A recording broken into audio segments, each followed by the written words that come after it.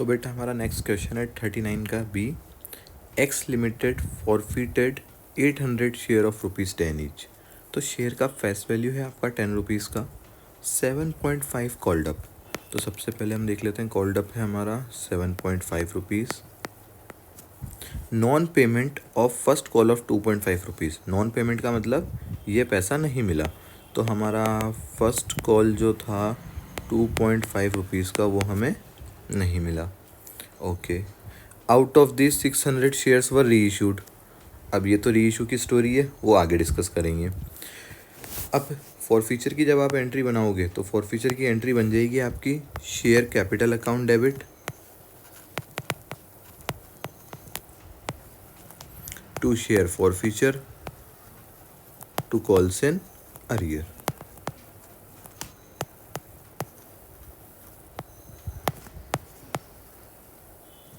अब कैपिटल में आता है बेटा कॉल्ड अप कैपिटल, जितना पैसा अभी तक इन शेयर्स पर मांगा गया है कैपिटल के नाम पर। तो 800 शेयर्स पर 7.5 रुपीज़ के अकॉर्डिंग आपका यहाँ कितना आ जाएगा देखना, 6000। कॉल्स इन अरियर में आ जाएगा आपका total arrear on these shares, जो कि है 800 शेयर्स पर 2.5 रुपीज़ के अकॉर्डिंग 2000 रुपीज़ का। और बैलेंसिंग फिगर में आ जाएगा आपका शेयर फॉर फ्यूचर का अमाउंट, जो कि आ रहा है कितना 4000। बेटा ज़रूरी नहीं है कि आप शेयर फॉर फ्यूचर अकाउंट को बैलेंसिंग फिगर में ही निकालो, बट बेटर होता है बड़े क्वेश्चंस में कि आप बैलेंसिंग फिगर में इसको निकाल लो, तो आपका गलत नहीं होता। अगर आप डायरेक्ट भी निकालना चाहो तो शेयर फॉर फ्यूचर अकाउंट में अमाउंट जाता है वो amount of capital which is forfeited on this shares. मतलब कैपिटल के नाम पर हमने जो पैसा जब्त किया है। तो आप डायरेक्ट भी करना चाहते तो 7.5 रुपीज़ का कॉल्ड अप था, जिसमें से 2.5 रुपीज़ का हमें अरियर था। इसका मतलब इन शेयर्स पर 5 रुपीज़ पर शेयर रिसीव हुए हैं और पूरे क्वेश्चन में प्रीमियम था ही नहीं, तो पूरा 5 रुपीज़ पर शेयर जो हमें फॉरफिट हुआ वो कैपिटल के नाम का ही था। तो 800 शेयर्स पर आप 5 रुपीज़ के अकॉर्डिंग चेक करेंगे तो 800 शेयर्स पे 5 रुपीज़ के अकॉर्डिंग आपका आ जाएगा कितना 4000। तो आप डायरेक्ट भी निकाल सकते थे।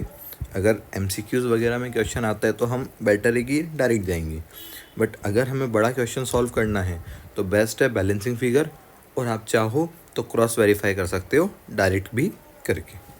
ओके, अब क्वेश्चन आगे हमें कह रहा है कि इन शेयर्स को हमने कर दिया है री इशू। 600 शेयर्स वर री इशूड फॉर 6 रुपीज़ पर शेयर एस 7.5 पेड अप। वैसे तो देखो क्वेश्चन पढ़ के समझ आ रहा है कि हमने इन शेयर्स को 6 रुपीज़ में री इशू किया और 7.5 रुपीज़ का पेड अप है। मतलब अभी तक हमने कैपिटल 7.5 रुपीज़ पर शेयर ही मांगी है और 6 रुपीज़ हमें मिले हैं। 6 रुपीज़ में हमने री इशू किया, तो 1.5 रुपीज़ का यहाँ क्या हो जाता है डिस्काउंट। और इसको करने का भी मैंने आपको एक तरीका दिया था कि आप पहले एंट्री बना लो, bank account debit to share capital account. Bank में आप डालो कितने में आपने री इशू किया, तो मैंने कहा था 4 या 8 अगर आपको दिख जाए तो इसका मतलब इतने में इन शेयर्स को री इशू किया गया है। तो 6 रुपीज़ आ रहा है कहाँ बैंक का, 600 शेयर्स को 6 रुपीज़ में री इशू किया तो ये हो गया 3600। और अगर क्वेश्चन में फुली पेड बोला जाता तो इसका मतलब होता कि पूरी फेस वैल्यू हमें कैपिटल में लेनी थी, पर यहाँ बोला गया है 7.5 पेड, तो 600 शेयर्स पे 7.5 रुपीज़ पेड के अकॉर्डिंग यहाँ आ जाएगा। ये हो गया आपका 4500। अब यहाँ से भी आपको देख के समझ आता है कि क्रेडिट है 7.5 रुपीज़, डेबिट है 6 रुपीज़, तो 1.5 रुपीज़ का डेबिट साइड डिफरेंस आ रहा है। और री इशू जब हम करते हैं तो अगर पार की कंडीशन आती है तो बैंक और कैपिटल में सेम अमाउंट आता है। अगर डिस्काउंट का कंडीशन होता है तो बैंक का अमाउंट कम होता है, कैपिटल का अमाउंट ज़्यादा होता है, तो डेबिट साइड में आपका डिफरेंस आ जाता है डिस्काउंट, जिसको हम share forfeiture account use करते हैं जिसके लिए। और अगर क्रेडिट साइड डिफरेंस आता आपका, बैंक ज़्यादा होता कैपिटल कम होता, तो तो वो हमारा केस बनता सिक्योरिटीज प्रीमियम का। चलो, तो ये बन गई हमारी री इशू की एंट्री। अब लास्ट एंट्री हमें डिस्कस करनी है कैपिटल रिजर्व की, जिसके लिए एंट्री तो हमारी फिक्स है कि एंट्री तो हमारी बनेगी share forfeiture account debit to capital reserve.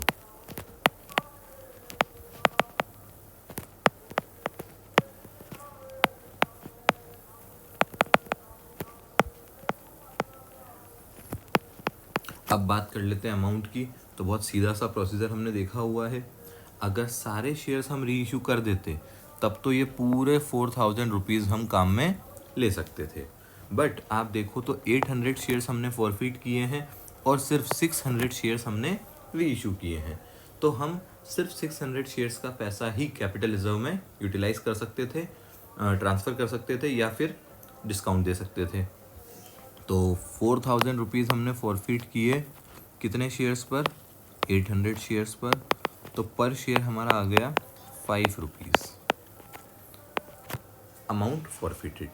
अब क्योंकि हमने 600 शेयर्स ही री इशू किए हैं तो हम सिर्फ 600 शेयर्स का पैसा ही यूटिलाइज कर सकते हैं, मतलब हम मैक्सिमम 3000 रुपीज़ तक का डिस्काउंट यहाँ पर दे सकते थे, बट हमने डिस्काउंट दिया है 900 रुपये का, तो 3000 रुपीज़ का डिस्काउंट मैक्सिमम पॉसिबल था, जिसमें से 900 का डिस्काउंट हमने दे दिया।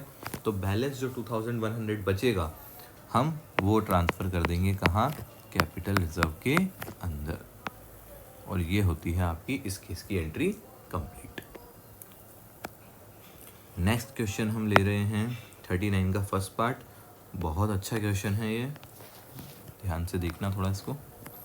Ravi limited forfeited 800 shares of ₹10 each, 7.5 rupees paid. 7.5 rupees paid मतलब 10 रुपये का एक शेयर है जिस पे 7.5 रुपीज़ सामने वाले ने हमें पे कर दिए। For non payment of final call of 2.5 rupees, मतलब 10 का शेयर था जिस पे 7.5 रुपीज़ सामने वाला हमें पे कर चुका है और 2.5 रुपीज़ उसने पे नहीं किया। तो कॉल्ड अप की हम बात करें तो कॉल्ड अप हो जाता है आपका 10 रुपीज़ का, जिसमें से अरियर हो जाता है आपका कॉल्स इन अरियर 2.5 रुपीज़ का। एंट्री बना दूँ तो share capital account debit to share for future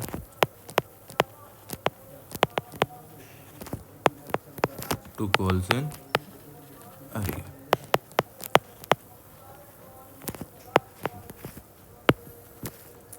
eight 800 shares हैं, कैपिटल में 10 रुपीज़ के अकॉर्डिंग 8000, अरियर में 2.5 रुपीज़ के अकॉर्डिंग आ गया 2000 और बैलेंसिंग फिगर में आ गया हमारा 6000। अगेन डायरेक्ट आप कर सकते थे, 7.5 रुपीज़ पर शेयर रिसीव हुए हैं तो 800 इंटू 7.5। अब आगे हम देखते हैं री इशू का सिनेरियो। तो री इशू के लिए हमें बोला गया है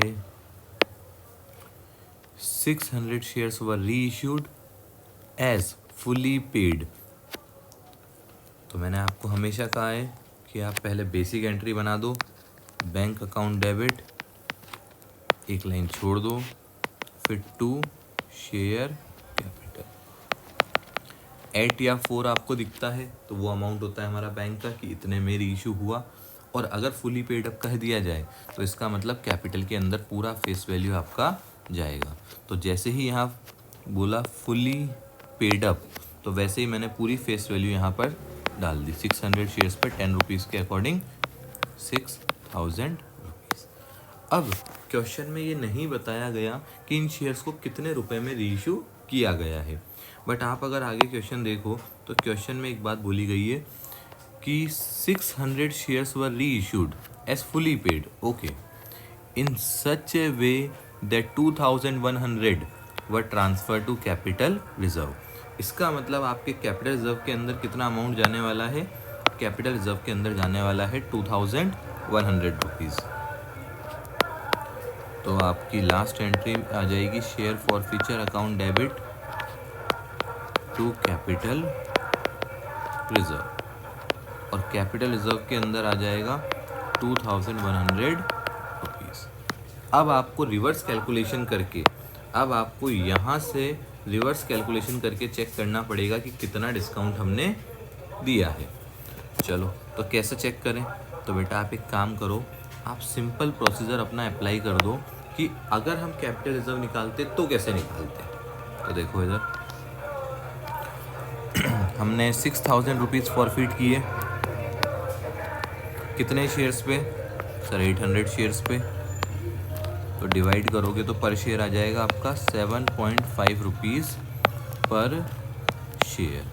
ये क्या निकला? ये निकला हमारा अमाउंट फॉरफिटेड पर शेयर। अब क्योंकि हम 600 शेयर्स रीइश्यू कर रहे हैं तो हम 600 शेयर का पैसा ही काम में ले सकते थे। तो ये कितना हो गया? 4500 रुपीज़। तो इसका मतलब मैक्सिमम डिस्काउंट जो हम दे सकते थे वो कितना है? 4500 रुपीज़ का। अब अगर हम इसमें से माइनस कर देते थे डिस्काउंट तो हमें क्या मिल जाता था? तो हमें मिल जाता था हमारा कैपिटल रिजर्व। तो अगर कैपिटल रिजर्व की जगह और डिस्काउंट की जगह अगर मैं कैपिटल रिजर्व माइनस कर दूं तो मुझे क्या मिल जाएगा? Amount of discount. तो यहाँ से कैपिटल रिजर्व का 2100 हमने माइनस किया तो आपका अमाउंट ऑफ डिस्काउंट कितना आ गया? 2400। ये हो गया डिस्काउंट ऑन री इशू ऑफ शेयर्स।